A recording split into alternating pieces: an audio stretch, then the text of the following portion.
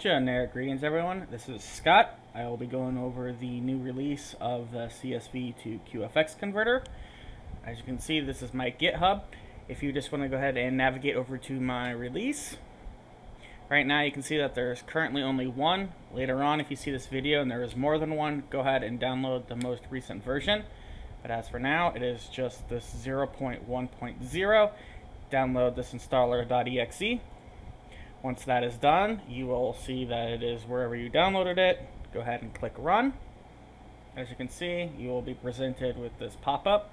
This pop-up is simply because it's not digitally signed. Those are typically done by larger companies. I am not a large company. So in order to get around this warning, go and click More Info. Then go ahead and then click Run Anyway. You will then be presented with the normal install. As you can see, just get your standard EULA. And click Next, get additional information, create desktop shortcut, that's fine. Go ahead and install it. Go ahead and run, and I'll get back to you once it is done installing. So once that's done, to prevent errors and also so it has the ability to read and write files in your system, you're going to want to navigate to where you have the program installed. For me, since I have a 64-bit operating system, it'd be program files times 86, and then also the CSV to QFX converter. From here, you're going to want to take the CSV to QFX.exe and the updater.exe. You're going to want to right-click, go Properties, go Compatibility, and then click Run this program as administrator, Apply, OK.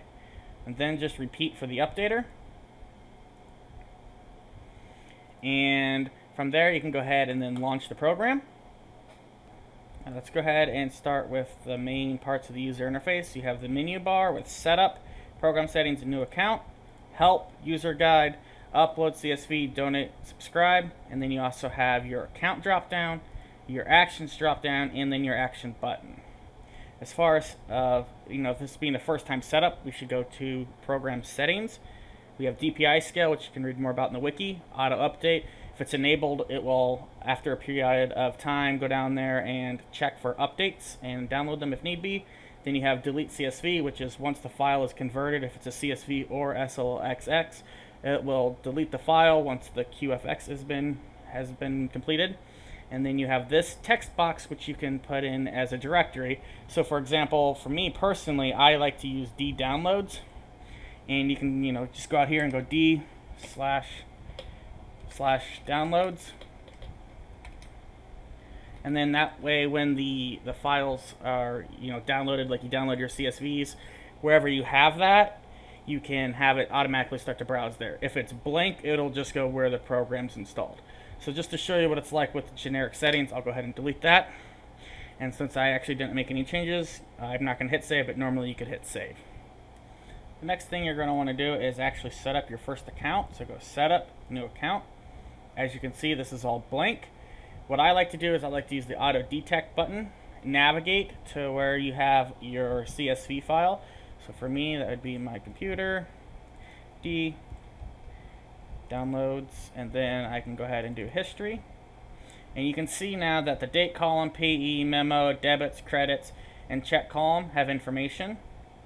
The last two items, Entry Type column and Check Number column, are optional. This is only if your CSV or SLXX has it.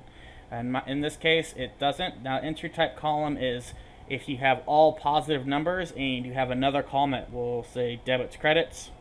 Check Number column is if you actually write checks and your CSV file has a column for that. All that's left for you to fill out is your account name. This can be anything as long as you can identify it. So let's just go ahead and do checking. Then your account number. And let's just go ahead and type in a random account number and a random bank number. Now, if you're curious on what you have to fill out, you can actually hover over any of these and they will tell you exactly what you're needing. So you go here and you can see on this, must be all digits and must be greater than 0, and account number must be at least 9 digits long. And then you can check your currency and checking or credit. So you go down here, it can be any of these. For this, I'm just going to leave it as checking. Go ahead and hit save. Now you should see it down here. So now I have checking. Now let's say you want to make an edit to that account. You can go from here, go down to edit account, and then do edit account. As you can see, all this information we put in here has changed. So now we're going to actually be like, oh wait, you know what? This was actually a savings account. And go ahead and hit save.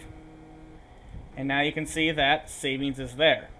And we can use this to convert, which means take the CSV or SLXX and convert it to a QFX. If you need additional help, you can go ahead and click User Guide. This will open up your browser and take you to my wiki. This will be updated from time to time. So for example, if you have questions on setup, you can see that these are the pages under setup. If you have questions for new or editing accounts, you can see that they're here. And for example, you're like, okay, what is a memo column? And you see memo columns here, and it gives you information. Hopefully these will answer most of your questions. If you still need additional information, you can go Help, Upload CSV. Now on here, you will be prompted. Yours will be a little different because you won't be logged in as me, but you can upload your CSV or XLXX file. And make sure to clean it before you do it, because people, anyone can go up here and look at these. So if you have transactions that are identifying or things you don't want, do not upload them as is. Change the numbers, change where they're at. Basically what I need is the file structures.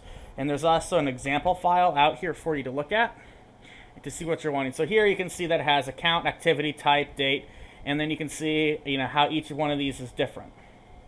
And you can see that I don't actually really need the true dates or amounts. I just need the file structure as is. If you do need me to go in here and actually help you, it is recommended that you, at the very minimum, subscribe to my channel, or preferably you donate to me on PayPal, which I'll get to in a minute. But for now, let's go back to here.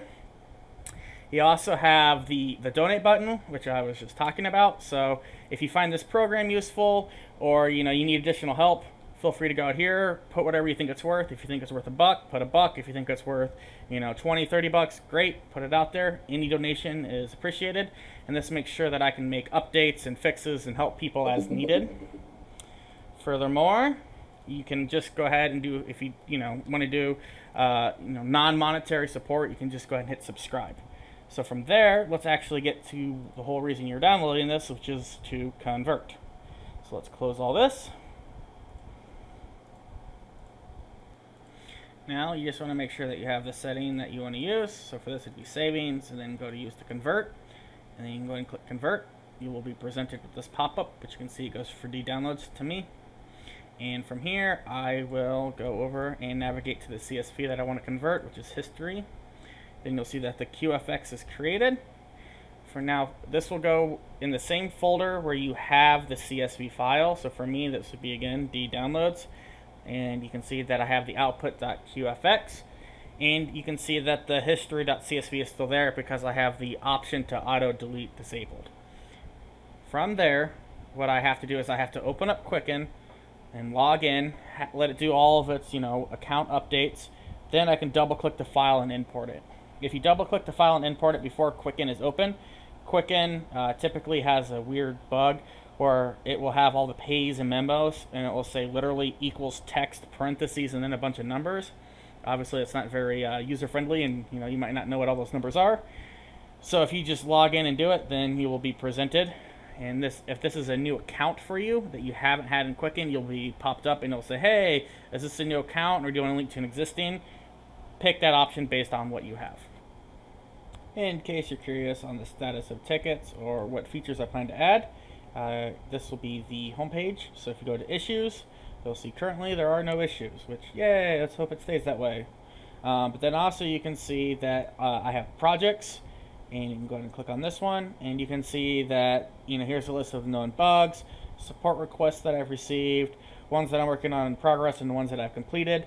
As I'm building new features and stuff, this is what I'll use to communicate with you guys in case you're curious on, hey, what's coming up. And again, feel free to check out the wiki. This should be your first source. If you do upload a file or you do have additional questions, make sure to comment on my YouTube video. That's the best way that I get notified, because I don't check my CSV to QFX folder every single day. So if you have an issue, upload it, then message me. And if you guys do have ideas for future projects or things that you think will help you, that you want done in either VBA or Python, feel free to reach out. I think it'd be kind of cool to have projects that you guys submit to me, And if it's something that you don't want necessarily for public use, but for private use, feel free to reach out to me, and hopefully we could talk about, appropriate amount of pay. Thank you.